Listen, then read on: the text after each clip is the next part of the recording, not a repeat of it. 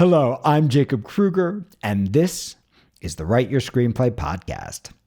This week, we're going to be looking at Avatar, The Way of Water, and we're also going to be looking at the first Avatar, the 2009 film. The reason we're going to look at both movies is because there's an interesting thing that happens with sequels. When we're building sequels, our movies actually become more like TV shows than like traditional feature films. So traditionally, when we think of a feature film, we think of a contained unit. But when we think of a series, what we actually want to do is we want to create a replicable element where every installment of the series feels like every other installment of the series, even as the plot and certain elements change. So in other words, we're trying to create the same feeling in a different way. And this is true whether you're making Avatar, whether you're making Avengers, whether you're making The Godfather 1 and 2, we'll leave 3 for another conversation, right? When we create sequels, we're not really just continuing the story. What we're really doing is we're building an engine. We're saying, what are the replicable elements of the first movie? And how do I replicate them in a way that feels the same, but also feels different, so the moviegoers can feel like they got what they came for, while also feeling like they got something a little unexpected. So we're going to be looking at the engine of these two movies. And this is not me being brilliant. James Cameron's been very forthcoming about this. In fact, he had trouble with the writing of Avatar because he was frustrated with the writers trying to come up with new stories rather than first looking at what made the first one so successful. And he's trying to replicate those elements. So we're going to be talking a little bit about how sequels work and how to write a successful sequel. We're also going to be talking about the role of spectacle in Avatar, in both films. We're going to be talking about the importance of spectacle, and we're going to be relating that to your writing, whether you're writing a huge feature film like Avatar that's going to cost $400 million to make, or whether you're writing the $20,000 feature. We're going to talk about the value of spectacle and the importance of spectacle and how to build spectacle in your screenwriting, your TV writing, even your playwriting, how to build spectacle. The third thing we're going to be talking about are some of the structural differences between the first and the second Avatar. Now, both films, both screenplays have their weaknesses and they have their strengths. But structurally, the script for the first Avatar is actually, despite its kind of cheesy dialogue and all that kind of stuff that everyone complains about, structurally, the first Avatar is actually a much stronger film than Avatar: The Way of Water. And so we're going to be talking about some of the structural differences so you can understand how to apply those lessons to your own screenwriting.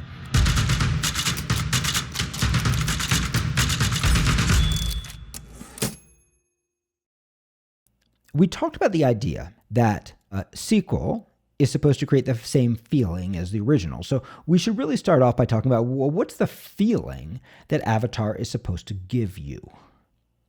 And there are a couple of different elements to that feeling, right? On the simplest level, Avatar is supposed to give you a feeling of wonder. It's supposed to give you a feeling of action, excitement, but it's supposed to transport you, right? It's not just a movie about a bunch of action sequences, even though it's kind of built like a video game.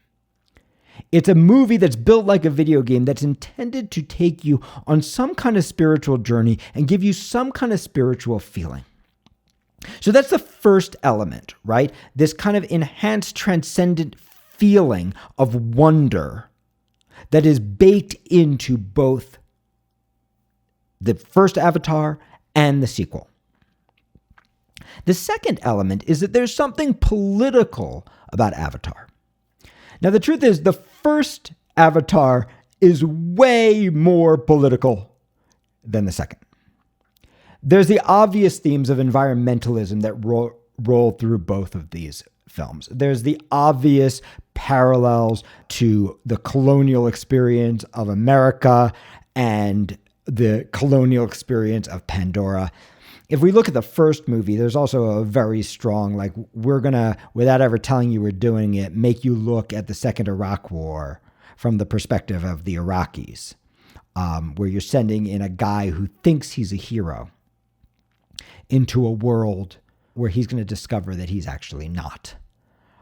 And we're gonna go in and see what the experience of shock and awe and a war for resources that's set up under false pretenses. We're gonna look and we're gonna see what does that actually look like when you are the person living there, right? So the first Avatar has this very strong political angle to it. That's another part of the feeling of the piece.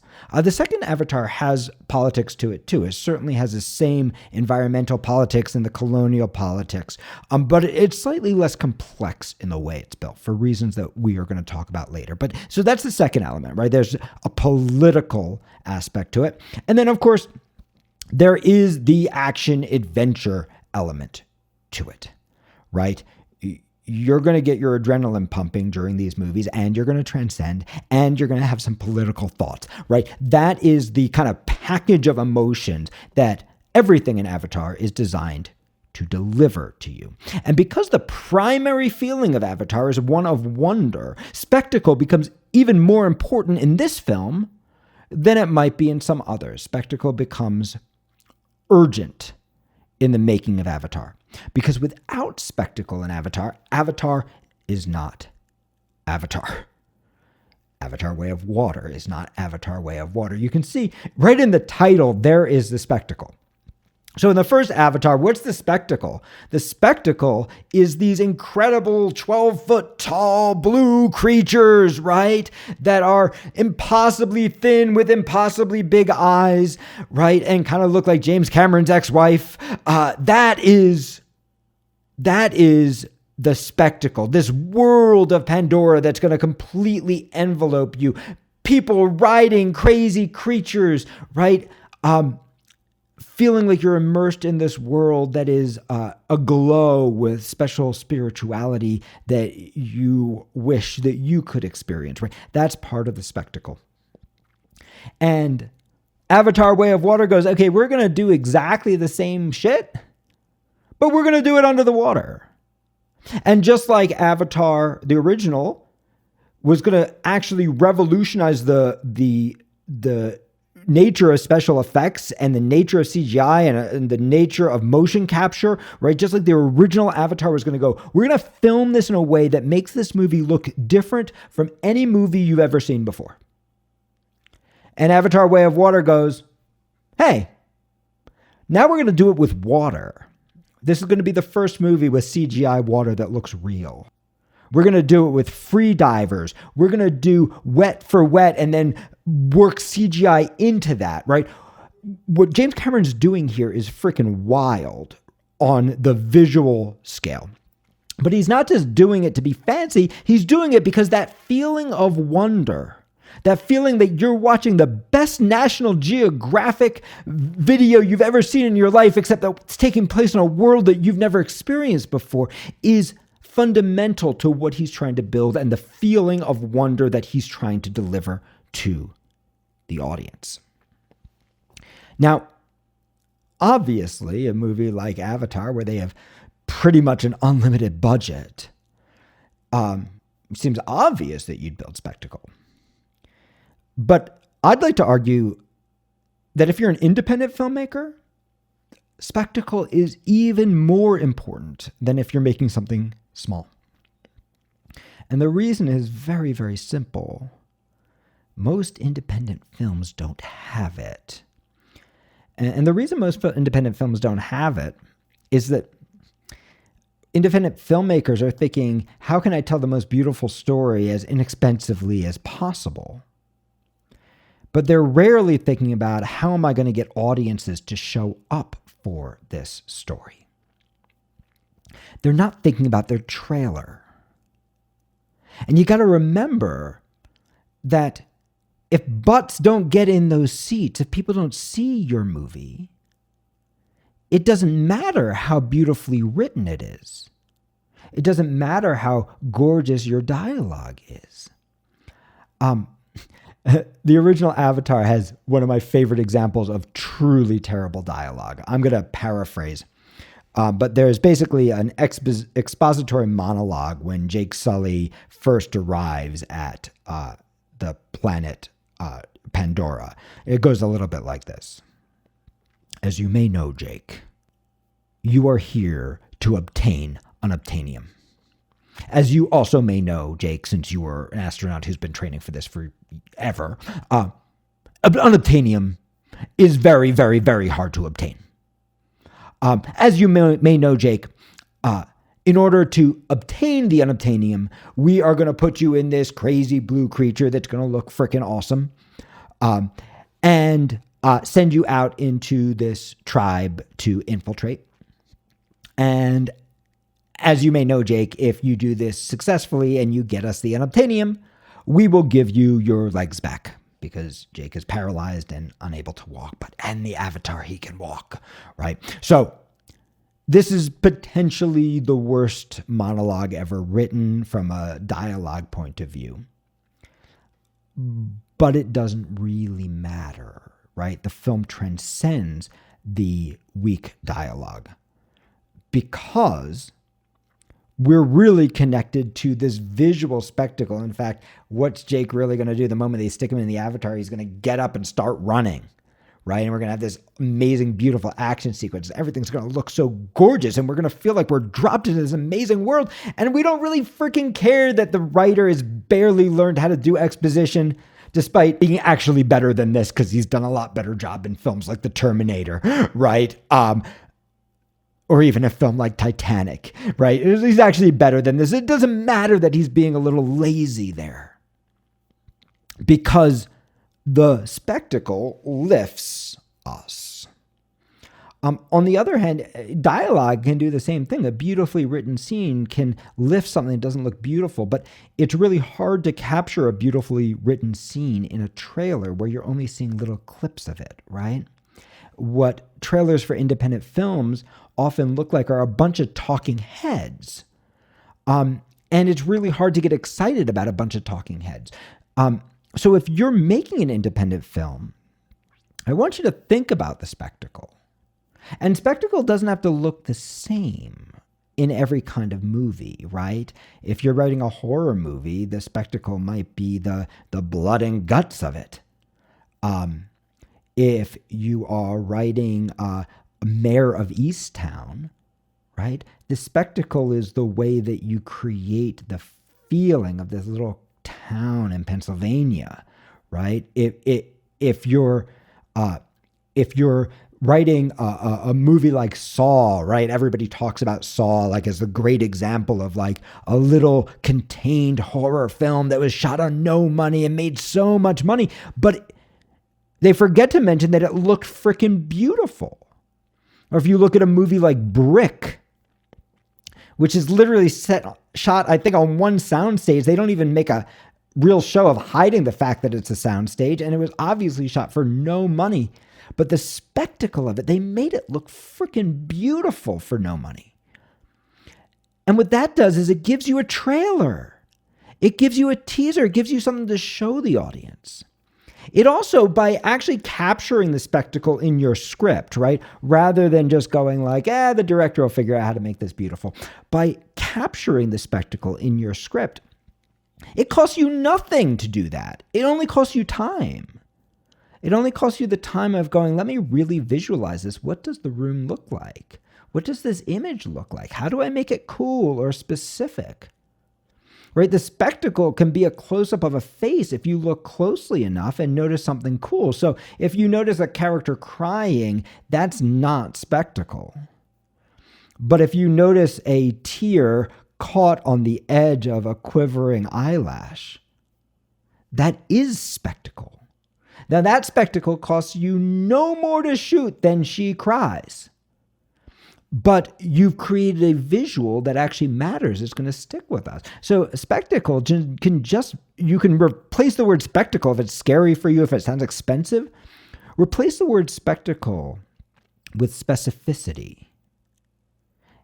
You want to ask yourself, how am I going to look at this specifically enough that every element can have something visually cool, visually interesting to it. Because often it costs the same amount to shoot something visually interesting as to shoot something totally frickin' boring. So many independent filmmakers are like, okay, let me just shoot against the white wall, right? Because I have it here in my apartment. As opposed to going like, okay, let me make a list of every cool place I have access to that actually looks good that I can shoot in for free or for cheap. Let me think about how do I use bodies in that space. Let me think about what are the people doing? What's the fun action that they're doing that I can root them in, right? Everything can become spectacle, but you want to remember that your piece should be visually beautiful and that your spectacle, the kind of spectacle you want to create, is connected to the feeling of the movie. So if you're writing a thriller, you're writing Chinatown, or you're writing a modern day Chinatown, the spectacle is different than the spectacle of Avatar. Right? The spectacle is the knife up Jack Nicholson's nose, right? The spectacle is Jack Nicholson caught in the flowing water, pulling himself over the fence, right? These things don't have to be hugely expensive, but you want to make sure that you are capturing something visually beautiful that connects to the feeling of the piece. If you're writing a horror movie, it might be about the blood and guts, right? It might be about the costumes or makeup. You want to think about where are you spending your money? If you're writing an action movie, the spectacle is in the action sequences. And if you're in the Fast and the Furious, the spectacle is what you're doing with cars. So it doesn't matter if you're writing big or small. Movies are visual. You want to capture visually in your script so people can see it in their mind's eye and go, oh my God, this is going to be cool. It's not just a bunch of people talking interesting stuff. It's going to be cool. And I see it in my head and I see the trailer and it feels real. This is what your actual job is as a screenwriter. Your job is spectacle. That spectacle just might be different. You can think of a little movie like The Celebration. Celebration is a tiny little movie that's basically shot at a dinner party. But it looks beautiful. You want to think, how am I going to make my films look beautiful? Darren Aronofsky's The Whale. He's chose to shoot it in what used to be the old TV format, right? In a unique format. And the reason that he did that, and obviously there are issues with The Whale and there are beautiful things about The Whale, but the reason that he chose to do that was to actually make this man's body the spectacle. He wanted the room to feel too full of him. Now, you can have whatever political beliefs you want to have about whether that is respectful and empathetic, or whether that's exploitative, right? That's a completely different question. But the spectacle of it, right, is unavoidable. The way he's thinking on that little tiny film, how do I want this to look? So I want to make sure that you actually think about that. So we understand spectacle now, and we know that this is really why we're going to Avatar, and we know from the title that it's really about the stuff in the water. It's really about Jake Sully's son's relationship with the tulkun, the whale-like creature that's an outcast like him that he's going to connect with. We know it's about that. And that means that we can have these long, beautiful underwater sequences. It's about kids playing with aquatic animals, right? Avatar is about kids playing with fish. But it's about kids playing with fish in a beautiful, transcendent way that fills you with wonder, right? That's the primary thing we're delivering. And in that 3.5 hours of film, a lot of that film is literally just National Geographic footage, right? In a fictional world. Because the movie is about the wonder of the aquatic world. Just like the original is about the wonder of the forest world of Pandora.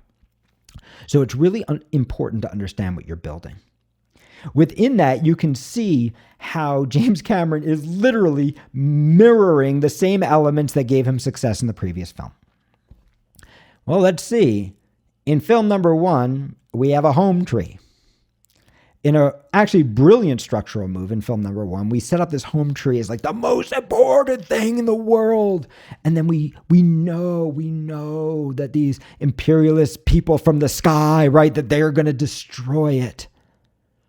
And we think that's going to happen at the end, or there's going to be an epic battle and maybe we'll save it. And James Cameron does a really interesting thing in the first Avatar. He kills that home tree halfway through.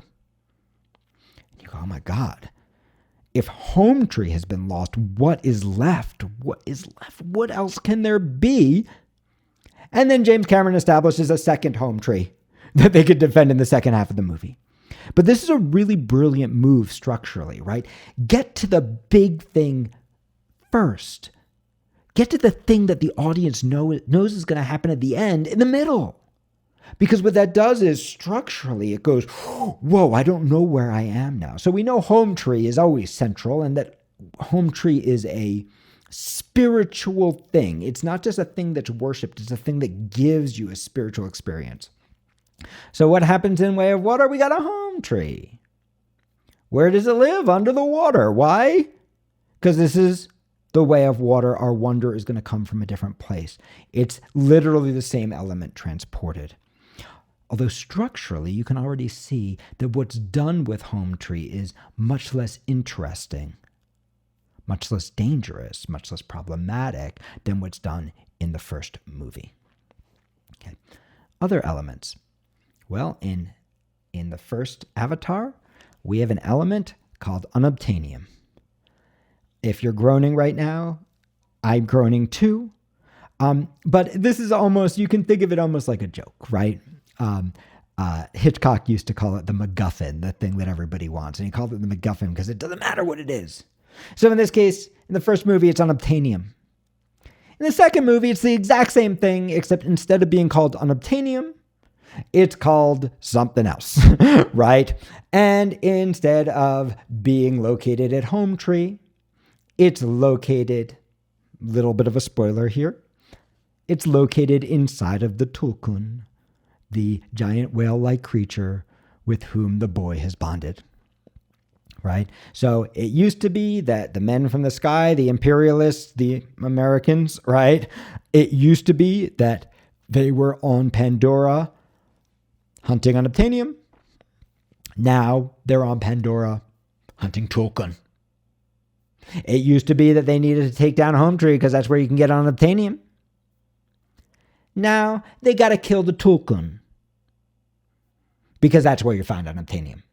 And that means that the tulkun must be a creature that the characters in this piece that we care about have a tremendous connection for, right? They have to have the same value as home tree. They have to be that important. So what are we going to do? We're going to take the young kid and we are going to give him an emotional connection to these creatures, not just the literal connection of like, well, these are very important for our tribe, right? No, we're going to have spectacle around it. We're going to see the arrival of the tulkun and what it means. We're going to see the relationship between a boy and his whale-like creature, right? These two outcasts who find each other. We're going to invest the tulkun with all the emotional value that the first movie invested home tree with. And then we're going to kill the tulkun, right? And again, there are some spoilers here. We're not going to do it in as interesting a way as we did in the first movie. The first movie, you go, there's no way they're going to kill home tree. In the second movie, you're waiting for them to kill the tulkun that the boy loves. But that tulkun is not going to be killed. And a really obvious message, here's the political element, right? We got to have a political element. Here's the political element. The political element is that the tulkun, this school of brilliant whales who we're told are way more intelligent than we are, the tulkun have agreed to never fight again. This incredibly powerful pack of sea creatures have made an agreement with each other. They're never going to kill again. And in fact, our tulkun, the little boy's tulkun, the tulkun that we love, has been outcast because he made the terrible mistake of fighting back. And this is going to connect to the main character's journey. Jake Sully by the end of the film, is going to realize you can't just be a pacifist. You got to fight back. Now, thematically, this is a much less interesting political message than the first film, right? The first film takes a character who believes that he's the good guy, right? He's just like us, right? He's an American hero. Yes, he has a selfish goal. He wants his legs back. Who wouldn't? But he believes he's on the side of the good guys. He's fighting for his country, right? And it's only in the process of going into the wilderness that he goes native, a la Dances with Wolves, right? That he goes on this journey, this experience that he didn't expect. And he comes to realize, oh my God, I'm not the good guy. I'm the bad guy. I'm working for the even worse guys. They're just here to take the most precious thing from these people. Oh, and by the way, I'm in love with this girl that I have been secretly betraying from the beginning in ways that I didn't even know. And now I have to stand up to the people that I used to consider my friends, my mentors, that I used to believe, and I have to stand up to them to protect this tribe that may not even accept me, that may never forgive me for what I've done, because I've already halfway through the movie cost them the most important thing in their world. That's the political structure of the first movie, connected to the character's journey. The second movie is an anti-pacifist movie. And I think you should write your movies about whatever politically you believe. I'm not sure that our nation desperately needs an anti-pacifist movie right now. I'm not sure that pacifism is our big problem. But you also want to make sure that you're weighting your political arguments, right? So basically what we have is the dumbest bunch of brilliant fish ever, right? These gigantic fish who could easily kill the people hunting them, who are just going, well, what can you do? Sometimes they kill one of you, but we're just never, ever going to fight back, even though they're so stupid. And this one guy who tried to fight back, we're going to ostracize him. What a terrible dude, right? What they're doing is so idiotic, right? That it stops us from really getting invested in the complexity of these political ideas. Weight given to the beauty of pacifism. There's no weight given to, there's no John Lennon singing Imagine here. There's only a bunch of idiots going, well, I guess we'll just swim around and maybe we'll be fine. So you want to weight your argument so that you can have a complicated political idea. So here's where the two movies are going to start to diverge from one another. Is the first movie is saying something actually politically complicated that's rooted in a real world problem, right? And a really complicated relationship that we actually have, that we can experience, which is we are all Americans and we love our country, right? And we also realize our country is doing a lot of terrible shit, right? And how do you love your country and honor what you actually believe in? And what are the things you're unaware of where this just feels normal until you start to see that, no, there's actually another way of living?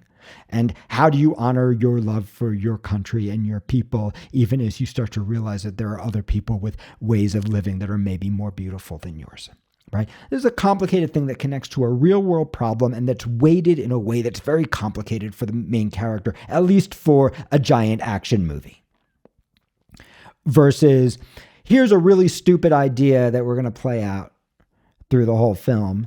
And guess what? We knew it was wrong the moment we saw it, and we're waiting the whole film for our Tulkun to finally fight back. And it finally does, and of course it works.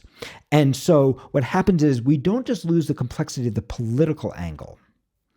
We also lose the complexity of the stakes, right? What's incredible about the first Avatar, for all of its dialogue weaknesses, you don't know what's going to happen. You feel like anything could happen and anyone could die. Because even Home Tree could die.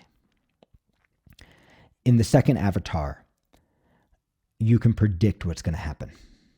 And there's been a lot written about, well, it's because he's following predictable plots. But the first Avatar is a predictable plot too. That's not actually the problem. The first Avatar is a remake of Fern Gully, but it's structured in a powerful way. Whereas the second Avatar is not weighted enough, right? The oppositional point of view is not weighted enough for us to really have any real complexity or real sense of stakes. Okay. And so what ends up happening is we are dependent on the tremendous power of the spectacle to carry us through the movie like a fireworks display, because we don't have the structure underneath. And that's why the 3.5 hours feels long. It's not because it's long hourly. It's because we are being pulled by spectacle without the power of structure underneath. Okay. The next element, theme. So there's a very interesting, we've talked about how it's the same, and we've talked about some of the elements that make it the same. But you also want every installment to feel different in some way. And so if we look at the original Avatar, the original Avatar is about, right, a man of tremendous bravery, right? The kind of guy who will throw himself off a cliff, right? Who will ride a flying dragon, right? This is the kind of guy we're talking about. And we're talking about a woman who's just like him, right? Who's a part of this tribe. We're talking about people who risk their lives for the things they believe in. And James Cameron has a very interesting idea. Time has passed. And just like us, right? They're not the kids anymore. They're now the parents, right? And they have a new responsibility, right? They want to protect their children. And this is the part that's actually connected. This is a really powerful idea, right? What if what we're really trying to do is, how do you stay a hero when you have children you love? How do you stay brave when you also want to protect, when people are dependent on you, right? There's a really interesting twist there, and it's an interesting question to ask. And the kids are a lot more like them, right? The kids are taking big risks and big dangers, right? And that's interesting, right? Because when they were kids, that's what they were like, but now they don't want their kids to be like that. They want their kids to be safe. So there's something interesting about that, and there's something connected to it. But structurally, it doesn't totally work. And this is the last piece that I want to talk about today, is how, again, the power of the spectacle compensates enough that people can go see Avatar and have a great experience. But if you watch the two movies next to each other, they have the same crappy dialogue, but you watch the two movies next to each other and you will realize that the first has this powerful narrative drive that is propelling us through the movie in a way that feels like a breakneck pace, even as we get the beauty and the spirituality and all that gorgeous spectacle. Whereas the second movie feels much slower. It feels more like a National Geographic video where we're kind of just sitting and watching the effects wash over us and going, wow, how do they do that? Until we get to the final hour of nonstop incredible action, right? There's a feeling of slowness to it. But the feeling of slowness has absolutely nothing to do with the fact that we've seen the plot before, because we saw both plots before. The feeling of slowness is actually connected to the simplest problem of structure and the most common one, which is the main character's want and the threat in the film. So let's start with the main character's want. Let's just start with Jake Sully. The truth is, there are multiple main characters in this piece, which is part of what makes it really hard. It starts off and it really feels like it's going to be Jake Sully's movie. But then you start to realize, no, it's actually the kids' movie, right? But then you also start to realize it's not just the kids' movie. It's also Quaritch's movie, right? The Stephen Lang character, right? The bad guy. It's also his movie. He's got a tremendous amount of screen time happening, not even related to the main character. And his relationship with Spider, it's also Spider's movie, right? And you start to realize, whoa, no wonder it's so long, right? We got all these different characters. But there's nothing wrong with having multiple main characters. There's nothing wrong with having multiple points of view in a movie. But you really have to power those wants. And that's where this movie is actually really struggling. So in the first movie, you have a guy, and what does he want? He wants his legs back. And in order to get his legs back, he has to do this nearly impossible thing, which is he has to take on a blue body and somehow infiltrate a tribe he knows nothing about. He has to he's going to end up falling in love. So we're going to have a threat, right? The threat is he's falling in love with the enemy. We have the threat of he's realizing he's wrong. And we have the threat of he's either going to get killed by his own people or killed by the tribe. And somehow he's going to navigate all that, figure out his loyalties and what he believes in, even as his people are destroying the world because of him, right? He's got this incredibly challenging want. So he has this want. He wants his legs back. And by the end of the movie, he is going to make the choice to sacrifice his legs, even though, of course, we're going to get a happy ending. He's going to end up in the Avatar body, right? But he's going to sacrifice his legs. He's going to sacrifice his people. He's going to sacrifice everything he wants for love. So we have a character who goes on a journey in relation to his desire for his legs, who tries to do something nearly impossible to get his legs back, and then who ultimately lets go of the desire for his legs in order to serve a greater love and a greater belief. That is a spiritual journey that's baked into the structure of the piece.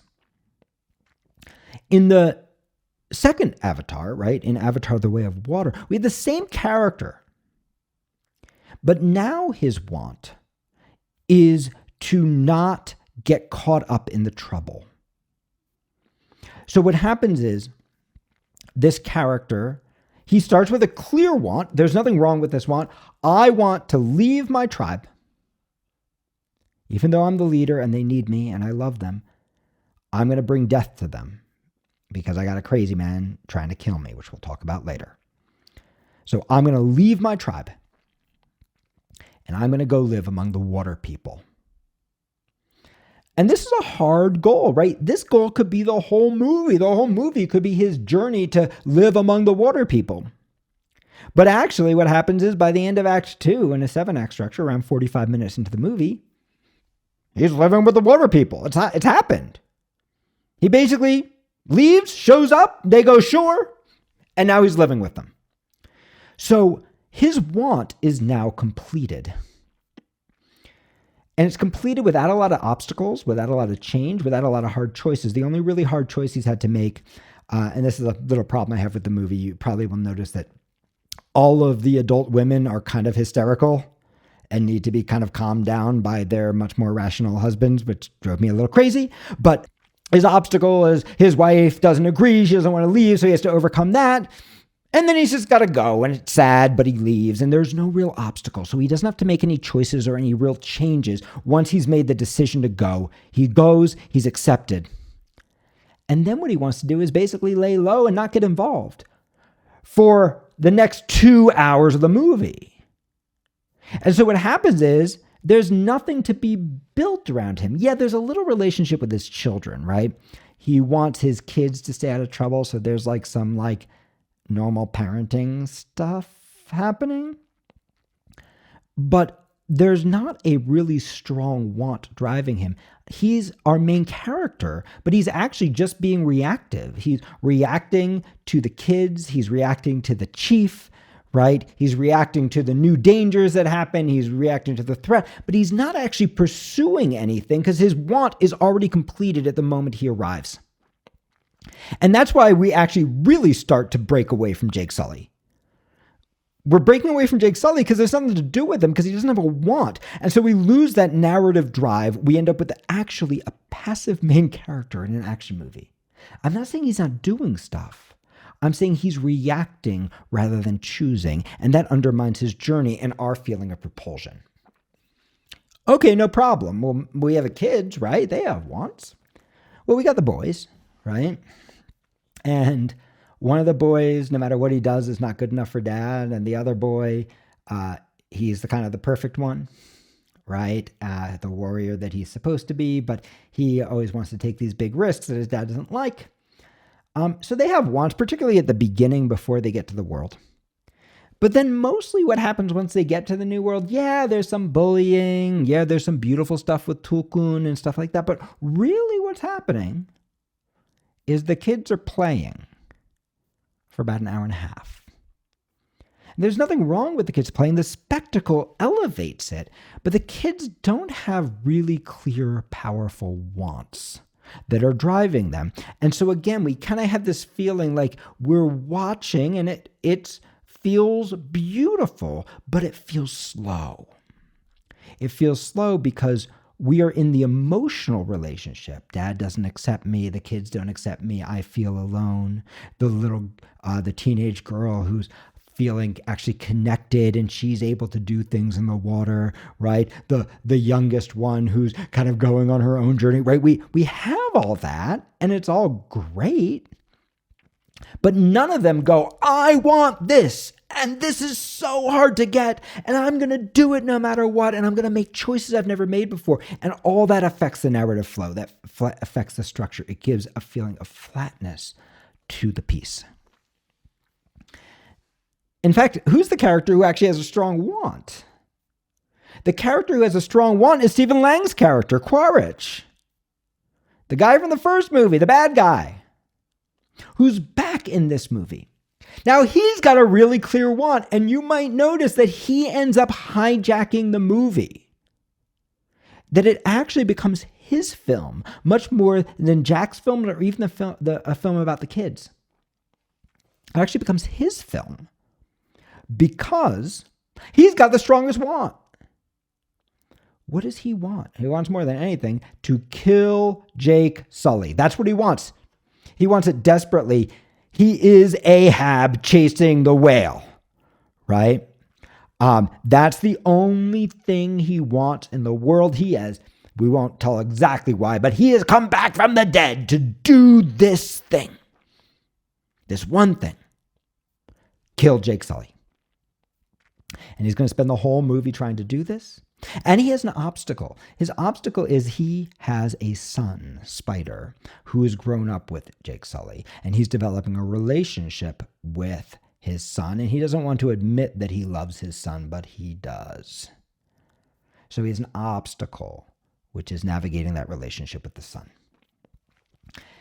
And this is not the best want for this character. And let me tell you why.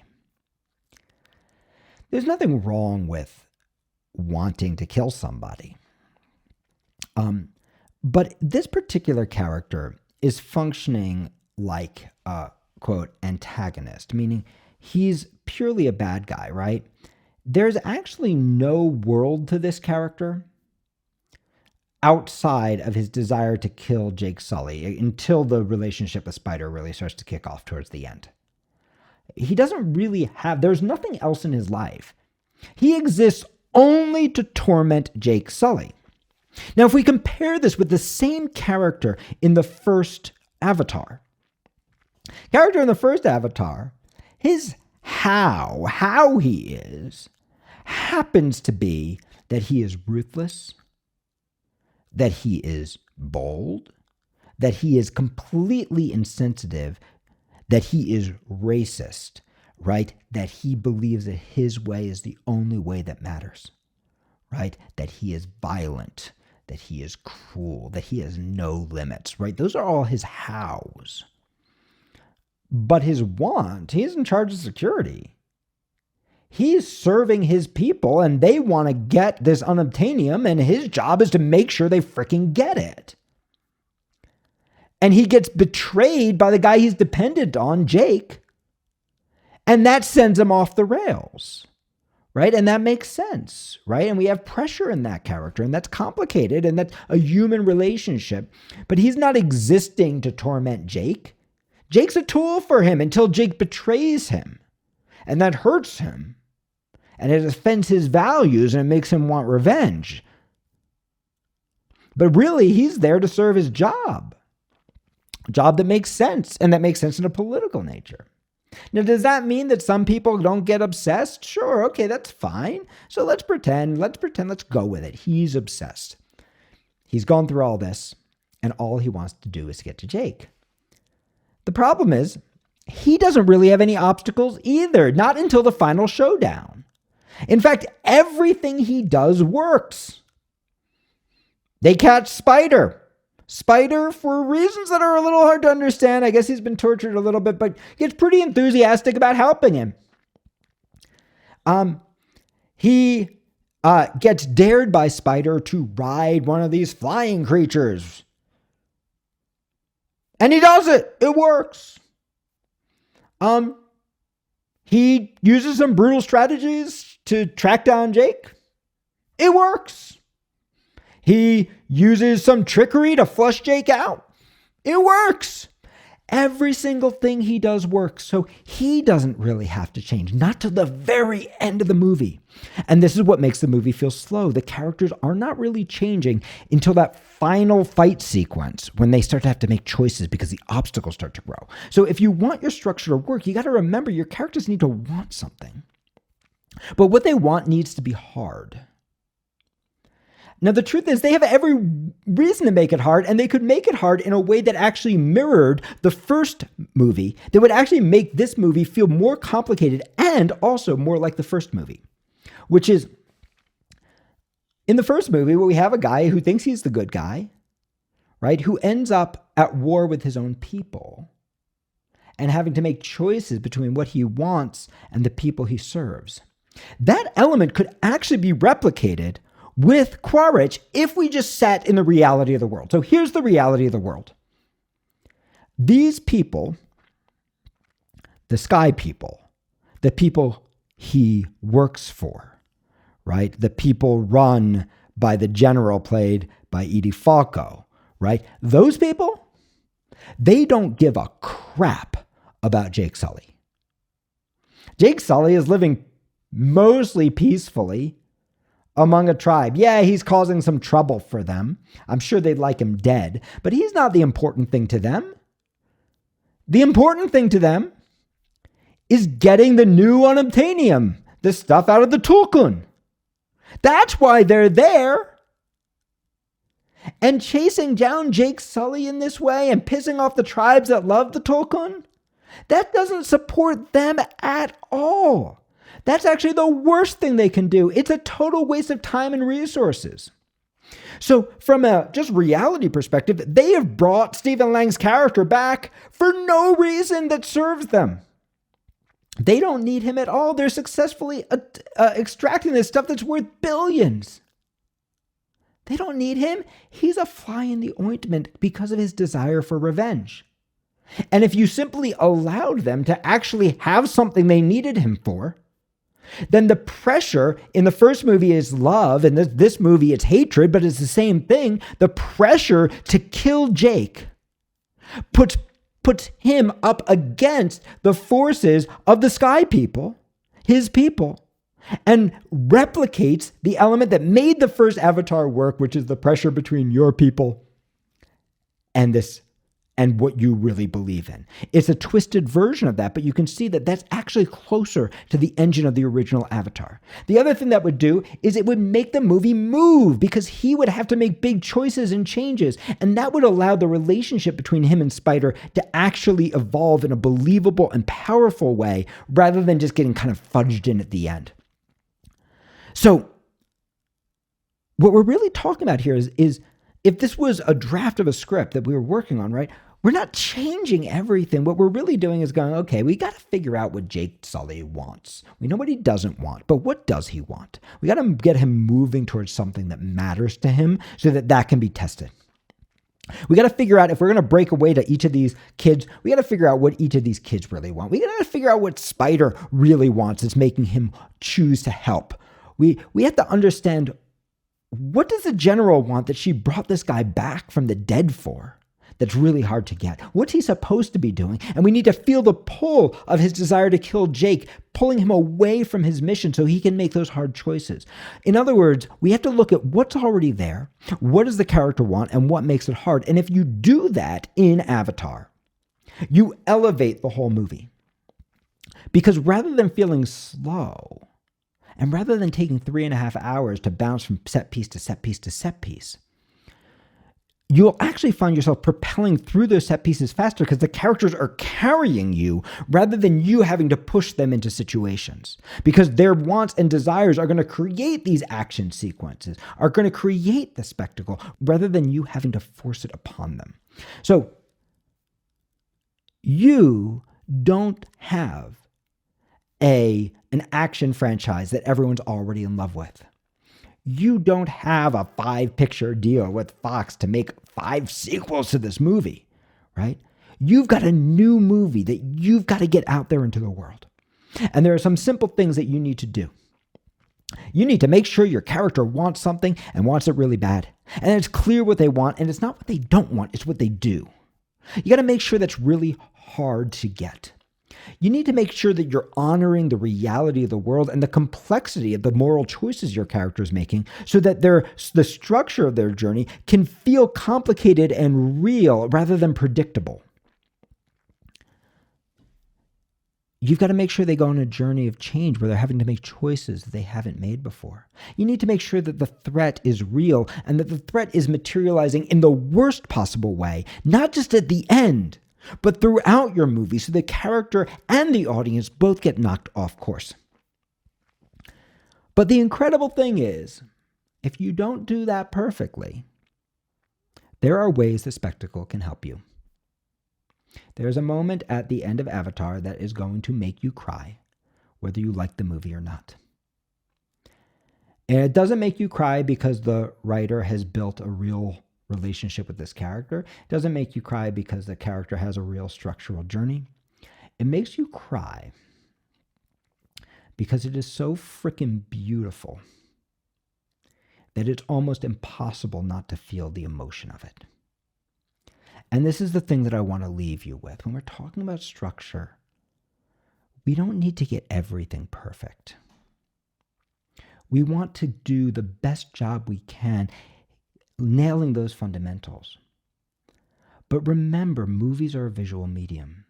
And sometimes when you can't get it perfect, you can use the power of spectacle either to elevate something that's already beautiful or to take something that should not work and load it with emotional charge. So I hope you enjoyed the podcast. For a full transcript, check out my website. And remember, you can come join me every Thursday night for Thursday Night Writes, a free screenwriting class online. Check it out, writeyourscreenplay.com/Thursday.